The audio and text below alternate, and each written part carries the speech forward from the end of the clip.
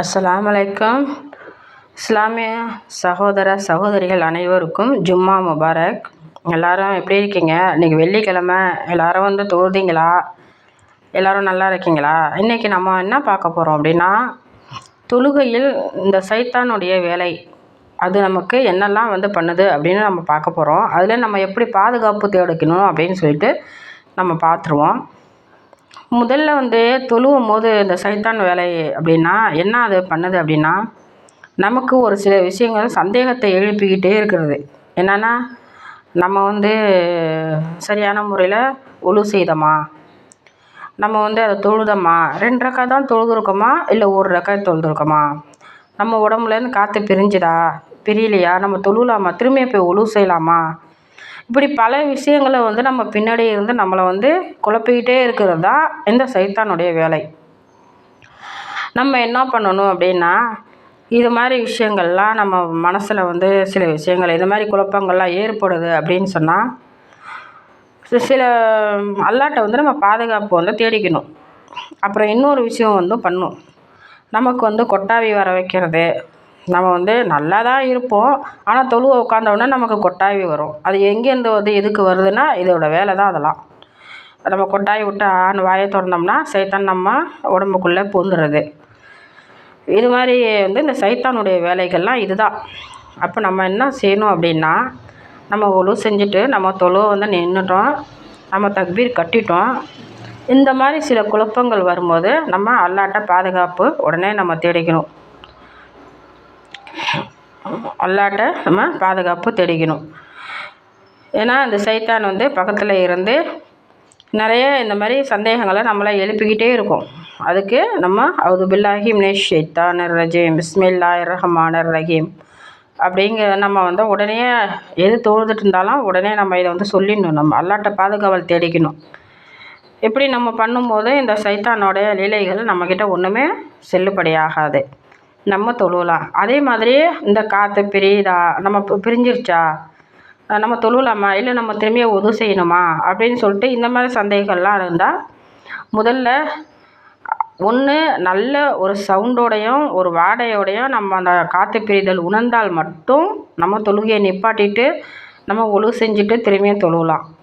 சும்மா நமக்கு அது மாதிரி ஒரு ஃபீல் வந்துக்கிட்டே இருக்குது அப்படின்னா அது சைத்தானுடைய வேலை தான். நம்ம அதை பெருசுப்படுத்த வேண்டாம்.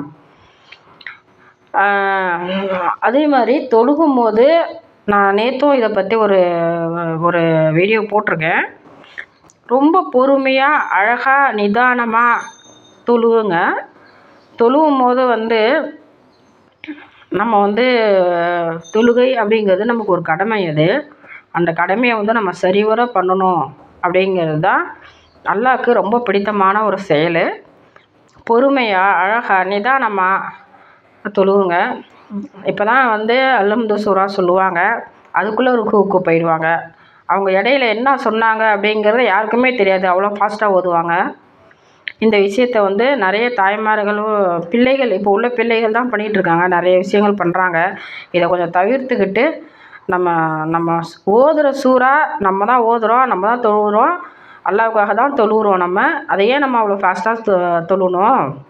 அதனால் நிதானமான முறையில் தொழுகையை வந்து நம்ம தொழுது அல்லாஹ்வுக்கு வந்து நம்ம நம்ம கடமையை நம்ம நல்ல முறையில் நிறைவேற்றணும் அப்படின்னு நான் கேட்டுக்கிறேன்.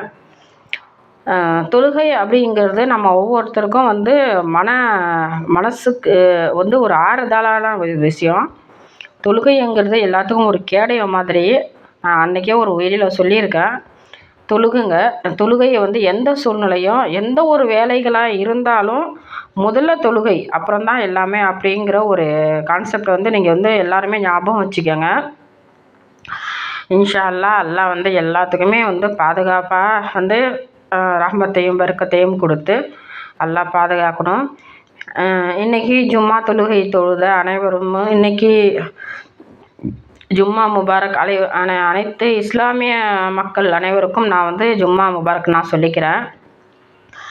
இந்த வீடியோலாம் வந்து நான் வந்து சொல்கிற விஷயங்கள் உங்களுக்கு பிடிச்சிருந்தா எனக்கு வந்து எல்லோரும் வந்து சப்போர்ட் பண்ணுங்க. எல்லோரும் வந்து சப்ஸ்கிரைப் பண்ணிக்கோங்க.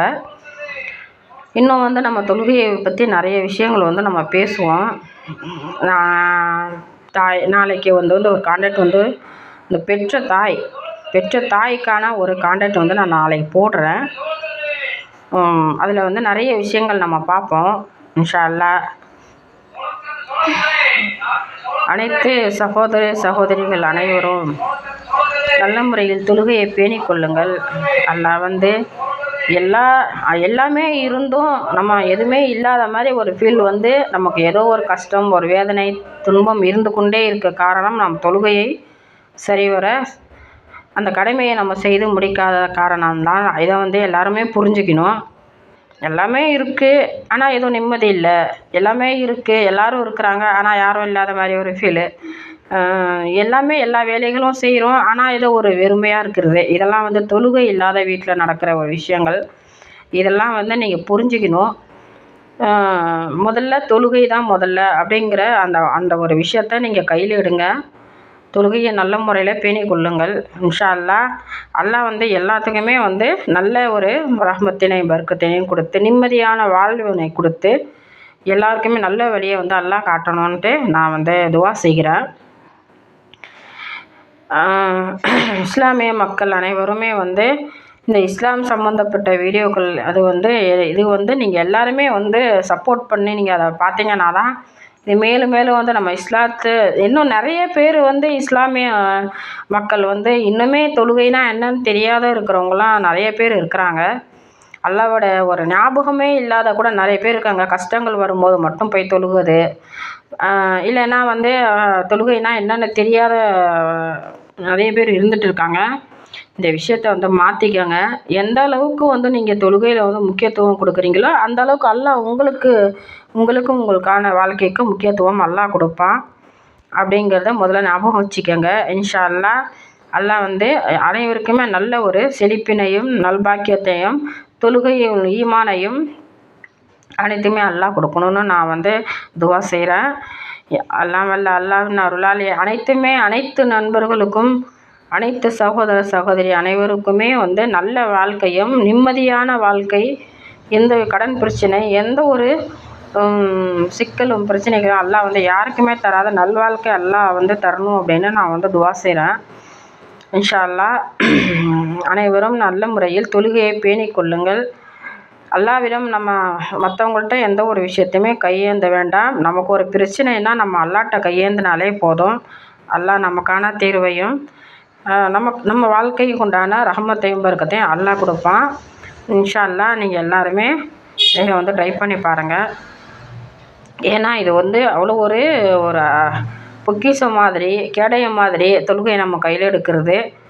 அதை தொழுது பாருங்கள். இரவு தொழுகையில் வந்து அதிகமாக வந்து கவனம் செலுத்துங்க இன்ஷா அல்லாஹ். அல்லாஹ் வந்து எல்லாத்துக்கும் நல்வாழ்வை தரணும்னு நான் வந்து துவா செஞ்சுக்கிறேன்.